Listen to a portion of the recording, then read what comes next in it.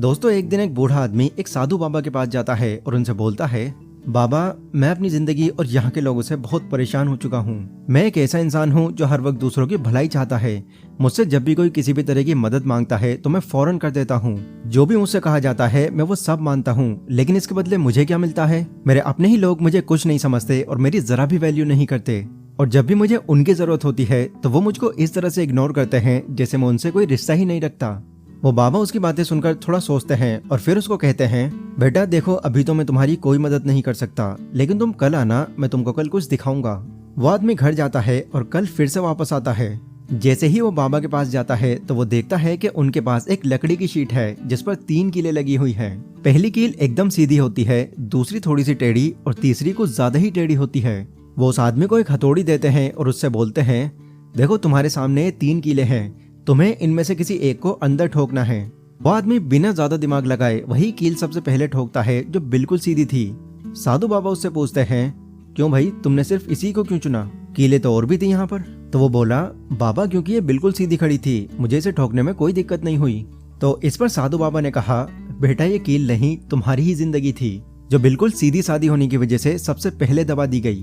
देखो, एक सीधा इंसान बनने में कोई बुराई नहीं है, पर चीजें उस इंसान के लिए तब बिगड़ने लगती हैं जब उसी सीधेपन को वो अपनी पहचान बना लेता है। इसलिए इतने भी सीधे मत बन जाओ कि लोग अपने फायदे के लिए सिर्फ तुमको ही चुने।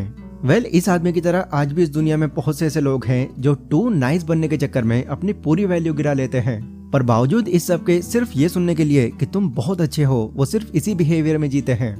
ऑथर रॉबर्ट ग्लोवर अपनी बुक नो मोर मिस्टर नाइस गाय में ये बताते हैं कि ये जितने भी इस तरह के लोग होते हैं उनका थिंकिंग पैटर्न क्या होता है और क्यों वो अपनी इतनी वैल्यू गिरा लेने के बाद भी इस बिहेवियर को नहीं छोड़ पाते। साथ ही वो इसके सॉल्यूशन में ये भी बताते हैं कि अगर ये नाइस गाय वाले सिम्टम्स आपके अंदर मैच कर जाते हैं तो कैसे आप इस बिहेवियर को बदलकर एक प्रोडक्टिव और ऐसे इंसान बन सकते हैं जिसकी सभी वैल्यू करें। तो स्टार्ट करते हैं आज की इस बुक समरी को और देखते हैं कि आज हमको यहाँ पर क्या क्या नया सीखने को मिलेगा।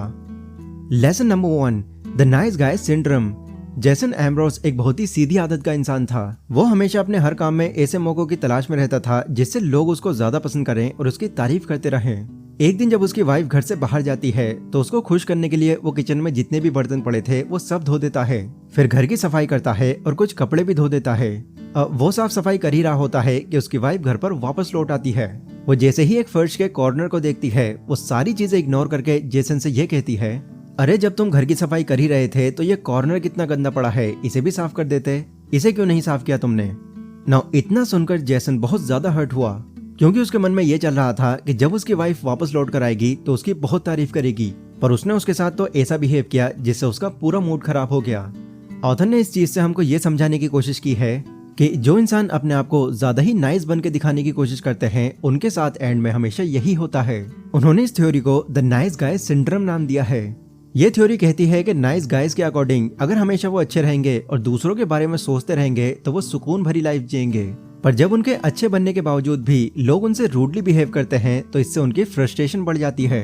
ऐसे लोगों को अपनी खुद की वैल्यू की कोई परवाह नहीं होती और उनकी लाइफ बस ऐसे ही चलती रहती है।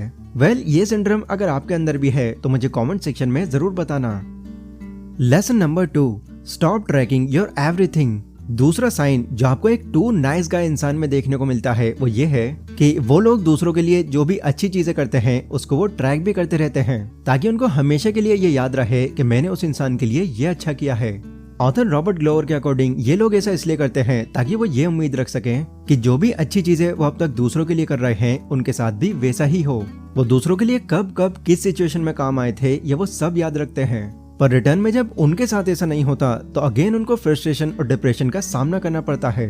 जैसे फॉर एग्जाम्पल, आप किसी रिलेशनशिप में हैं और अपने पार्टनर के लिए आप हर वो चीज कर रहे हैं जिससे उसे खुशी मिलती रहे, पर बावजूद इस सब के वो आपको एक्सेप्ट नहीं करता, तो उसका पर्सपेक्टिव जाने बिना हमको ये लगने लगता है इसके लिए मैंने अपनी जिंदगी में क्या कुछ नहीं किया, पर ये तो एहसान फरामोश निकला या निकली, और वो इसी के चलते कहीं ना कहीं अपने आप को डिप्रेशन में डाल लेते हैं। ऑथर का कहना है कि जो हाई वैल्यू वाला इंसान होता है वो भी नो डाउट दूसरों के लिए बहुत कुछ अच्छा करता है, पर इस तरह से वो हर चीज का हिसाब नहीं रखता कि उसने क्या क्या करके दिखा दिया, जिससे जब उसको अगर किसी वजह से रिजेक्शन भी मिल जाती है तो वो रीजन जानकर उसको एक्सेप्ट करता है और मूव ऑन कर जाता है।